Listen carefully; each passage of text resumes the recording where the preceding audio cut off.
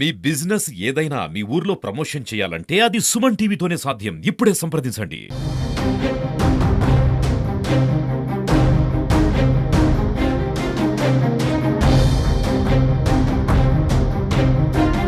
పోయిన నెల మార్చి 29 తారీఖు సాయంత్రం 4 గంటలకు మన రాయపట్నం శివార్లో ఒక మహిళ దోసకాయలు అమ్ముకుంటుంటే ఒక ఇద్దరు వ్యక్తులు హెల్మెట్లు ధరించి పల్సర్ మోటార్ సైకిల్ మీద వస్తారు.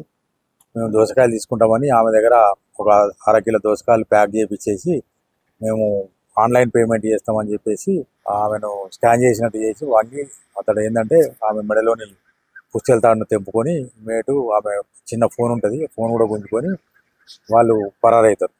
అక్కడి నుంచి చైన్ స్నాచింగ్ చేసి పరారవుతారు. ఆమె ఫిర్యాదు మేరకు మేము కేసు నమోదు చేసుకున్నాం.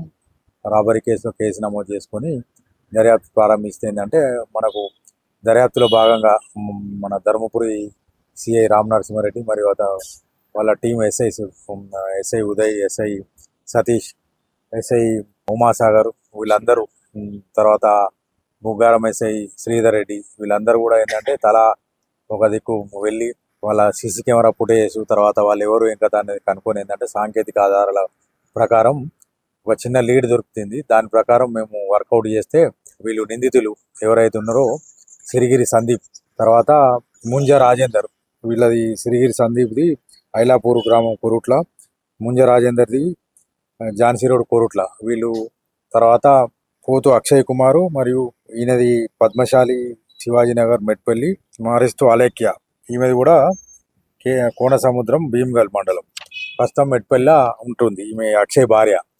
వీళ్ళందరూ ఏంటంటే వీళ్ళను రెడ్ హ్యాండెడ్గా మనం వెహికల్ చెకింగ్లో పట్టుకుంటాం. 2 మోటార్ సైకిల్ స్వాధీనం చేసుకుంటాం. వాళ్ళ దగ్గరికి వెళ్ళి పోయిన పుస్తెల తాడు మరియు చిన్న పుస్తే, వీళ్ళ దగ్గర ఉన్న ఫోన్లు కూడా స్వాధీనం చేసుకుంటాం.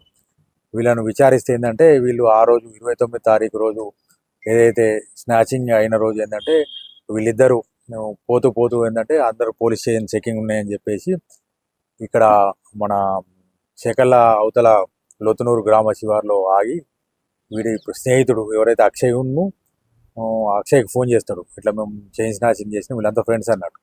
చైన్ స్నాచింగ్ చేసినాం, మీరు మా దగ్గర పెట్రోల్ అయిపోయింది, నువ్వు నీ భార్య కలిసి రాండ్రి అంటే వాళ్ళిద్దరు కూడా వీడి కోరిక మేరకు వాళ్ళిద్దరు వాళ్ళ బండి మీద హెచ్ఎండి లక్స్ బండి మీద అక్షయ్ను ఆయన భార్య ఇద్దరు కలిసి వీళ్ళ దగ్గరికి వస్తారు పెట్రోల్ తీసుకొని. వచ్చిన తర్వాత వీళ్ళు వచ్చేంత వరకే వాళ్ళు ఏంటంటే అప్పుడు వీళ్ళు ధరించిన హెల్మెట్లు తర్వాత వీళ్ళు ధరించిన డ్రెస్ కూడా మార్చేసుకుంటారు. వాళ్ళు రాగానే ఏంటంటే ఇప్పుడు మేము ఆ రోజు వెహికల్ చెకింగ్ చేసి అన్ని పల్సర్ వెహికల్ వాహనాల గురించి తనిఖీ చేస్తున్నాం. ఎవరో ఇద్దరు యువకులు హెల్మెట్ పెట్టుకొని వస్తున్నారు. ఈ రాత్రి వరకు అక్కడనే వేచి చూసి వాళ్ళిద్దరు రాగానే ఏంటంటే ఇది ఏదైతే అఫెన్స్ అయిన పల్సర్ వెహికల్ ఉంటుంది కదా దాని మీద A1 తర్వాత ఈ అక్షయ్ భార్య కలిసి ముందు వెళ్తారు అన్నట్టు. ఎందుకంటే ఎవరన్నా వెహికల్ చెక్ చేసినా కూడా లేడీస్ ఉన్నారు కాబట్టి అనుమానం రాదు. ఇంకొక వాహనం మీద ఏదైతే హెచ్ఎండి లక్స్ మీద A2 ఈ అక్షయ్ అనేటోళ్ళు కలిసి వెళ్తారు. వెళ్ళి అక్కడ మెట్పల్లి వీళ్ళ అక్షయ్ ఇంట్లో ఉంటారు. ఉండి ఒక 2 రోజులు ఉండి ఏంటంటే వీళ్ళు ఈ దొంగిలించిన సొత్తు అమ్మడానికి వేరే దగ్గర ట్రై చేస్తారు. ట్రై అయితే వాళ్ళకు వీళ్ళ మీద డౌట్ వచ్చి కొనరు దాన్ని. ఈ లోపు ఏంటంటే ఈ అక్షయ్ భార్య గతంలో బట్టల షాపులో పనిచేస్తుంది. వాళ్ళకు కొద్దిగా పరిచయం ఉన్న వాళ్ళు ఉన్నారు. మంచిర్యాలలో నేను అమ్మిస్తా, మా భర్త దుబాయ్కి పోతుండు, అమ్ముకుందామని చెప్పి నేను అమ్మిస్తా అని చెప్తే వీళ్ళు 2 బండ్లు కలుసుకొని మంచిర్యాల సైడ్ పోతుంటే మేము ఇక్కడ రాయపట్నం దగ్గర వాహన తనిఖీలో వీళ్ళని పట్టుకున్నాం. ఇంటాక్ట్ ప్రాపర్టీ దొరికింది.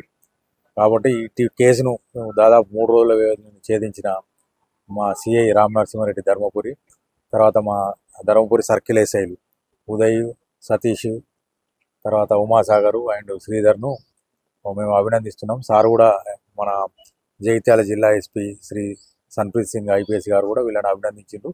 వీళ్ళకు రివార్డులు కూడా ఇవ్వడం జరుగుతుంది.